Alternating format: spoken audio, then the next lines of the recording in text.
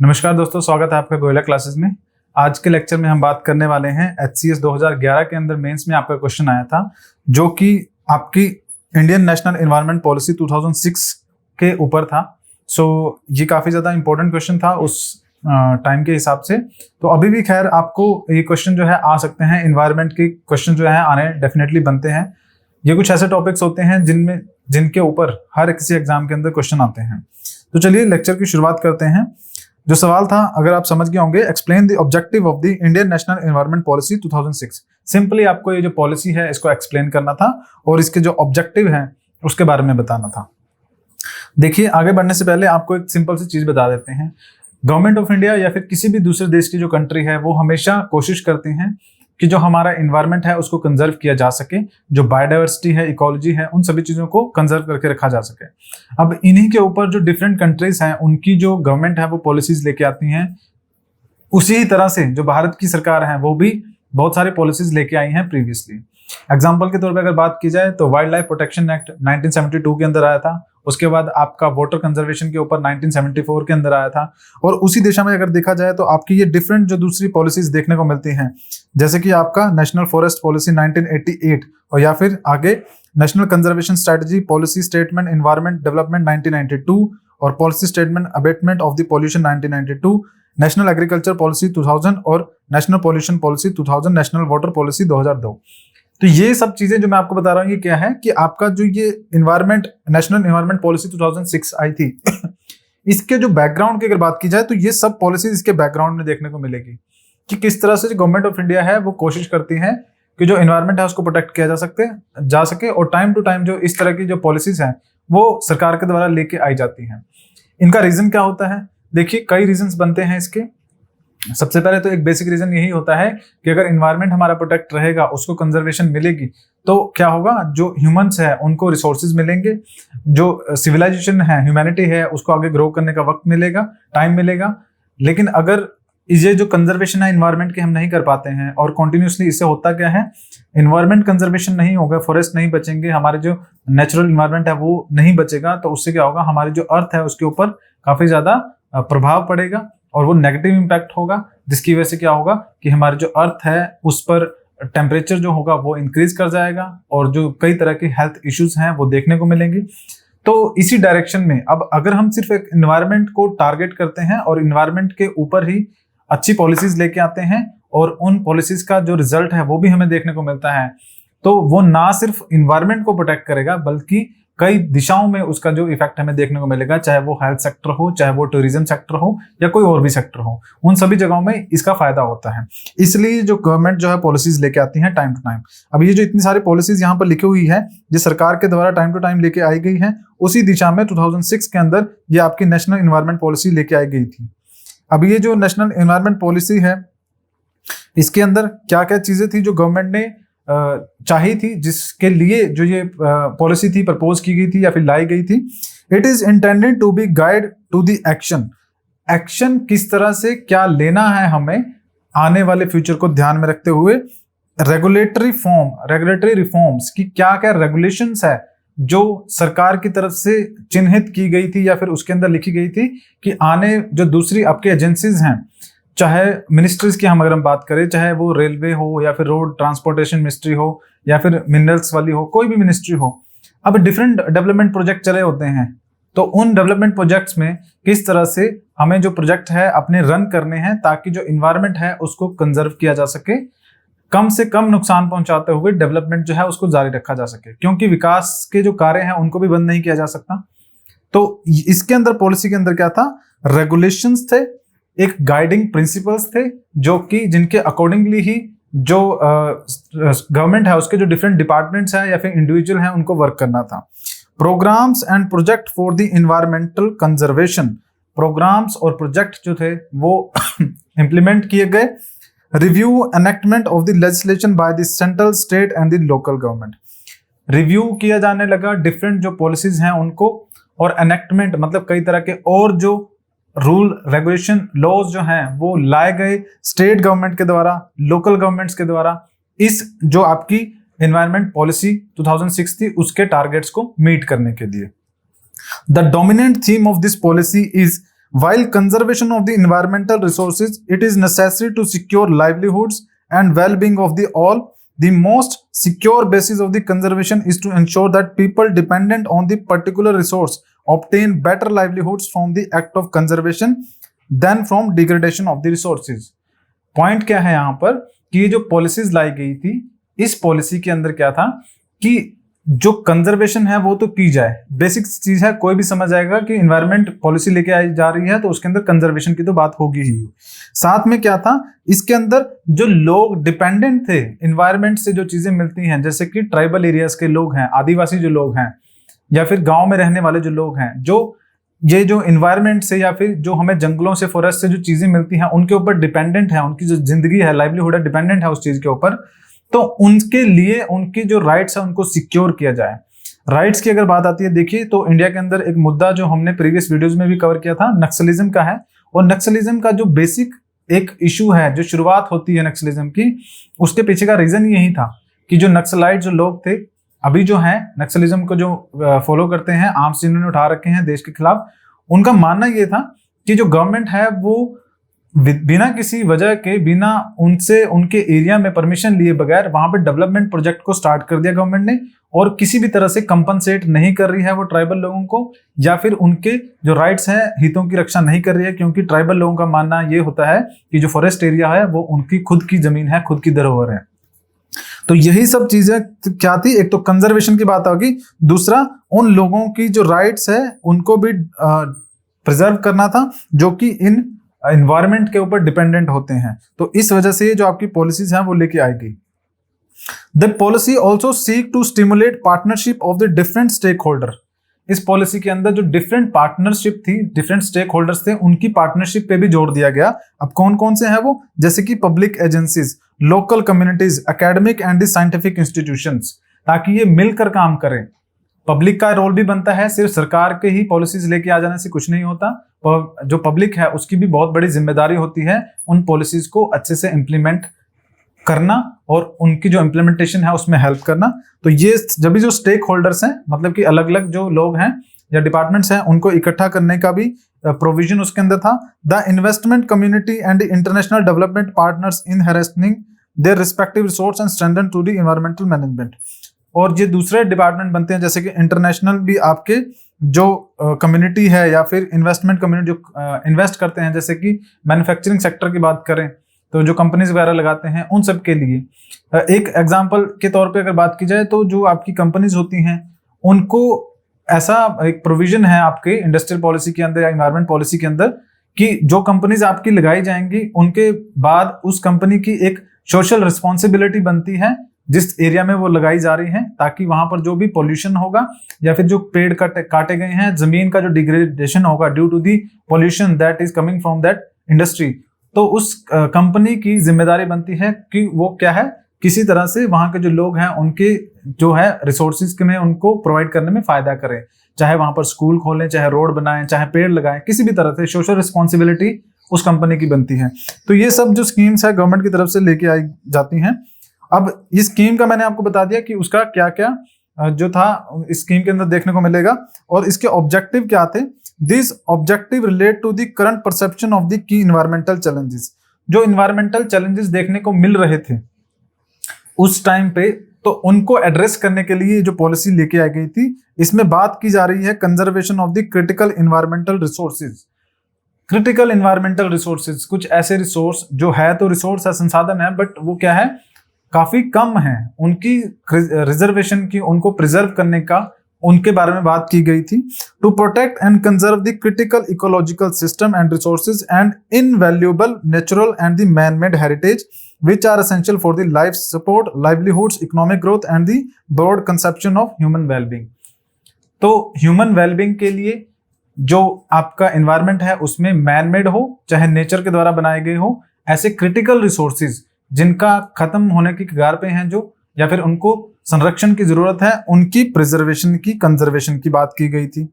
उसके बाद बात करें intra generational equity, livelihood secure to the poor. तो जो गरीब लोग हैं, जैसे मैंने स्टार्टिंग में आपको बताया कि इन्वायरमेंटल जो रिसोर्स है, ये सेक्शन जो सोसाइटी के डिफरेंट सेक्शन है उन सभी का इस पे हक बनता है। ठीक है। लेकिन पॉइंट क्या है कि जो पुअर कम्युनिटीज है, जो डायरेक्टली रिलेटेड हैं इन इन्वायरमेंटल रिसोर्सेज से, उनके या फिर मोस्ट डिपेंडेंट है इन्वायरमेंटल रिसोर्सेज पे, उनकी लाइवलीहुड को अश्योर करना secure basis to this resources, ताकि वो जो रिसोर्सेज हम पे सिक्योरली उनको मिल सके। ये समझने वाली चीज क्या है, अगर मान लीजिए कोई ट्राइबल एरिया में आदमी रह रहा है या फिर फैमिली रह रही है, तो उनके लिए रिसोर्सेज उसी एरिया से मिलते हैं, क्योंकि अगर आप हिस्ट्री भी उठा के देखेंगे तो डेवलपमेंट जो भी है वो सब बाद की चीजें हैं। लेकिन जो ह्यूमंस है, जब ये आपके जो ह्यूमंस डेवलप हुए थे उस टाइम से क्या है, जो डिफरेंट रिसोर्सेज हैं वो मैन कहाँ से लेता है, इन्हीं इन्वायरमेंट से अपने लेता है। चाहे वो फूड की बात करें, चाहे वो आपके बर्निंग फॉसिल फ्यूल्स की बात करें, चाहे लकड़ी हो, कुछ भी हो, वो सारा कहाँ से आता है, नेचर से ही आता है। तो एक चीज ये भी इंश्योर करना था इसका ऑब्जेक्टिव कि इंट्रा जनरेशनल इक्विटी, कि एक जनरेशन के अंदर जितने तरह के सोसाइटी में लोग रह रहे हैं सभी को ये जो रिसोर्सेज हैं वो मिल सके। सिर्फ जो आपके एक सेक्शन ऑफ द सोसाइटी इसके ऊपर पूरा कंप्लीटली अपना हक ना जमाए, बाकी सभी को भी ये चीज मिले। तो अगर कोई बड़ा बिजनेसमैन है उसको भी ये रिसोर्सेज जो है वो उनको ले सके, और जो ट्राइबल लोग हैं वो भी अचीव कर सके या फिर पा सके उन रिसोर्सेज को, तो किसी के साथ किसी तरह का कोई भी डिस्क्रिमिनेशन ना देखने को मिले। ये इसका ऑब्जेक्टिव था, इंट्रा जनरेशनल इक्विटी, जो आपको देखने को मिलेगा। अब इसी के अंदर क्या था, to ensure judicious use of the environmental resources, न्यायिक तौर पर जो एनवायरमेंटल रिसोर्सेज हैं उनका यूज करना। न्यायिक तौर पर मतलब ये है कि जो लॉज बनाए गए हैं उसके अकॉर्डिंगली ही जो लोग हैं वो चलेंगे, वरना पनिशमेंट के प्रोविजंस भी इसके अंदर दिए गए थे। और साथ में एनवायरमेंट जो है उसको कुछ इस तरह से यूज करना ताकि जो आने वाली फ्यूचर जनरेशन है उनके लिए भी रिसोर्सेज अवेलेबल हो। Integration of the environmental concern in economic and the social development, to integrate environmental concern into policies, plan, programmes and project. एक इस चीज पे जोर दिया गया कि डिफरेंट जो स्टेट की गवर्नमेंट है या फिर लोकल बॉडीज है, इवन सेंट्रल गवर्नमेंट जो है, जो भी अपनी पॉलिसीज बनाएंगी, चाहे वो किसी भी डिपार्टमेंट की पॉलिसी हो, उस पॉलिसी को फ्रेम करते टाइम वो ध्यान रखेंगे, प्लान्स, प्रोग्राम, प्रोजेक्ट्स को फ्रेम करते टाइम, बनाते टाइम ध्यान रखेंगे कि किस तरह से वो जो प्लान है वो इको फ्रेंडली हो सकता है। एग्जाम्पल के तौर पे बात करें, जो एनजीटी है, नेशनल ग्रीन ट्रिब्यूनल, वो जितने भी प्रोजेक्ट्स होते हैं उनको एक रेड जो ग्रीन सिग्नल है वो प्रोवाइड करता है। अगर वो जो प्रोजेक्ट है किसी भी तरह से एक लेवल होता है, उस लेवल से ज्यादा एनवायरनमेंट को डिग्रेड ना कर रहा हो।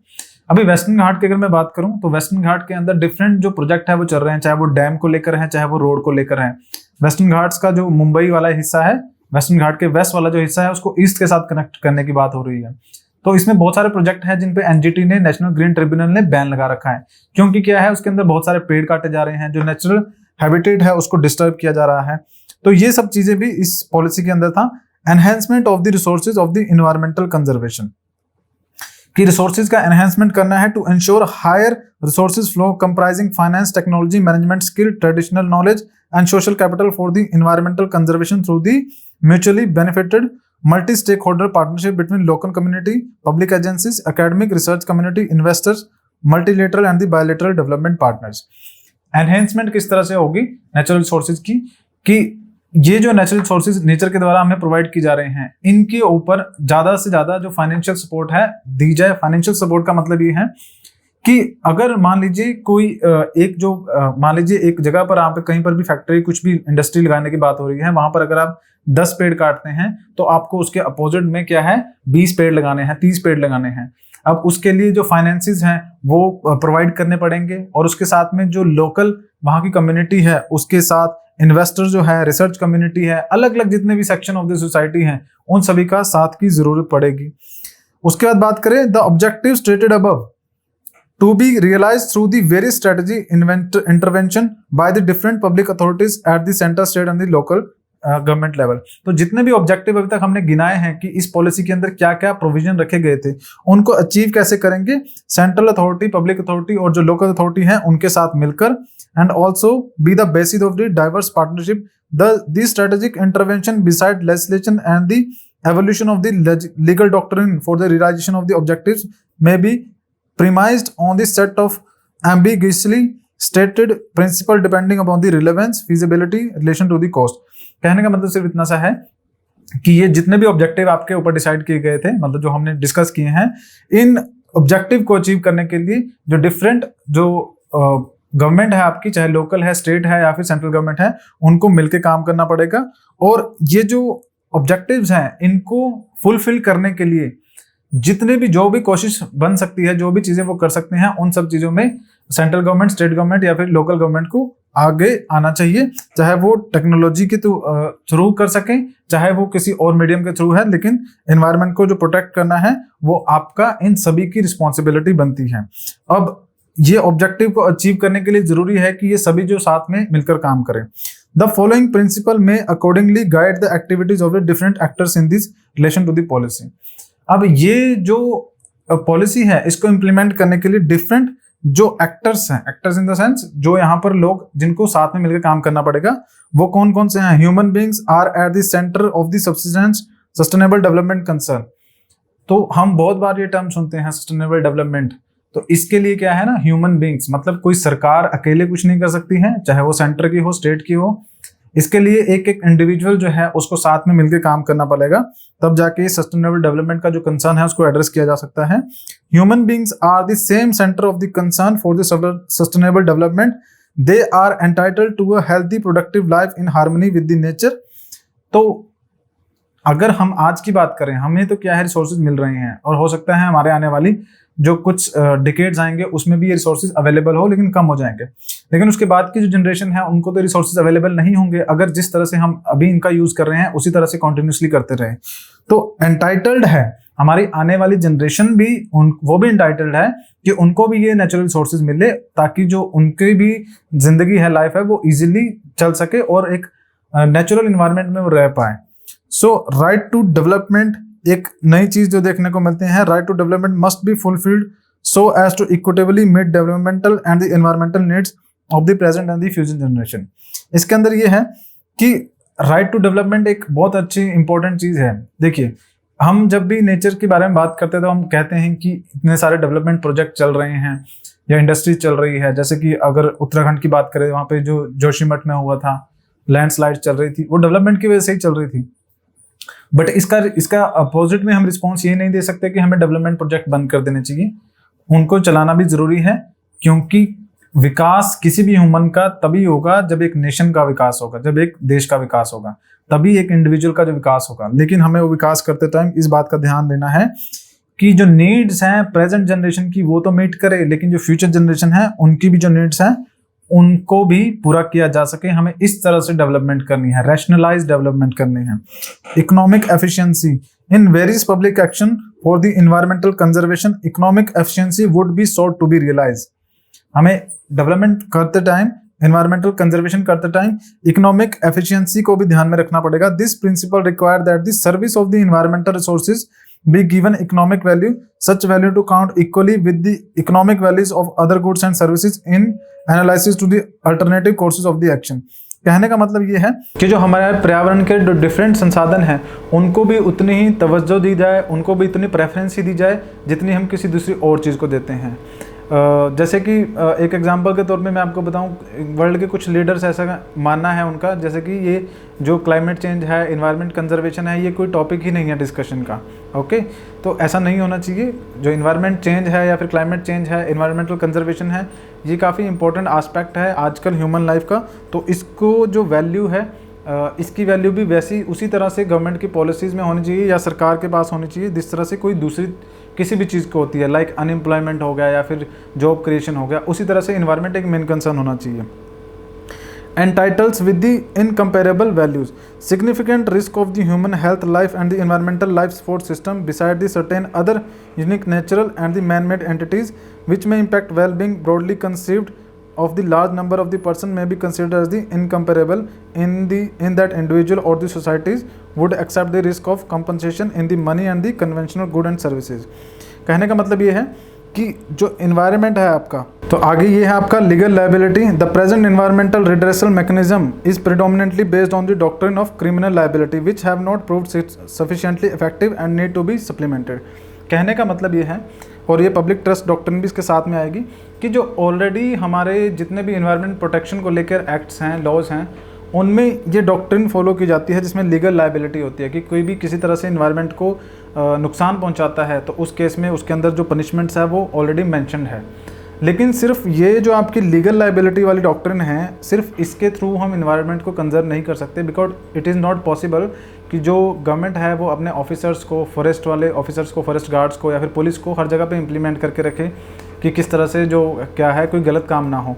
हमें साथ में जो दूसरी डॉक्ट्रिन है जिसका है पब्लिक ट्रस्ट डॉक्ट्रिन, इन दोनों को मिला के आपस में चलना पड़ेगा, लोगों के बीच में विश्वास दिलाना पड़ेगा, लोगों को इस तरह का जो है माइंड सेट उनका डेवलप करना पड़ेगा ताकि वो खुद क्या करें, जो इन्वायरमेंट प्रोटेक्शन है उसके लिए आगे बढ़े, गवर्नमेंट की सपोर्ट करें।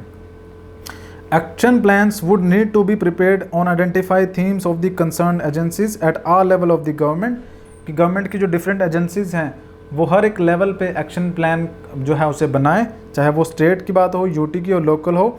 इन particular the state and the local governments would be encourage to formulate their own strategies और action plan consistent with the national environment policies. इस तरह के एक्शन प्लान बनाया जाए जो कि नेशनल एनवायरनमेंट पॉलिसी के अकॉर्डिंगली हो, उसके साथ में कंसिस्टेंटली चले। Environment of the panchayat and the urban local bodies particularly in terms of the functionaries, funds and the corresponding capacities will require greater attention for the organizational sum of the major provision of these policies।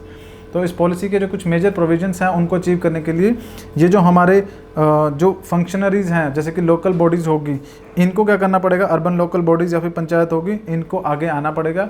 क्योंकि वैसे भी जो भारत है उसको कहा जाता है कि भारत हमारा कहाँ बसता है, गांव में बसता है।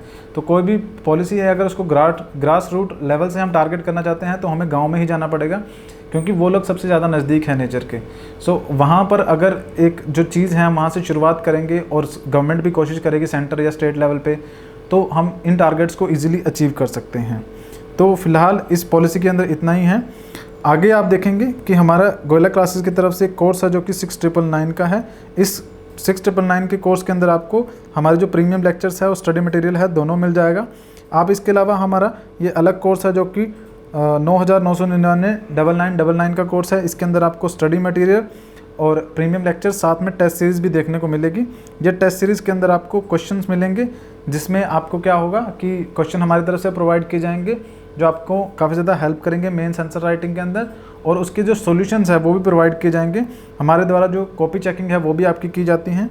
ये रिव्यू है हमारे गोयला क्लासेस के लिए महक स्वामी जी मैम का। ये ऑलरेडी IPS है, पहले ये SDM थी हरियाणा के अंदर, अभी ये IPS हैं। और इस तरह से आपकी कॉपी चेकिंग जो होगी ये हमारे मोहित राठी जी की कॉपी हैं जो कि फ़िलहाल AETO है जो आपको देखने को मिलेंगे। तो अगर आप टेस्ट सीरीज़ वाला जो कोर्स है बाय करते हैं तो उसके अंदर आपको कॉपी चेकिंग आपके देखने को मिलेगी, आपको रिमार्क्स दिए जाएंगे, रिव्यू दिया जाएगा और आपकी जो आंसर राइटिंग है थोड़ी और बेटर हो सकती है। तो आज के लेक्चर में फ़िलहाल इतना ही है। अगले बार मिलेंगे नए टॉपिक के साथ, तब तक के लिए धन्यवाद।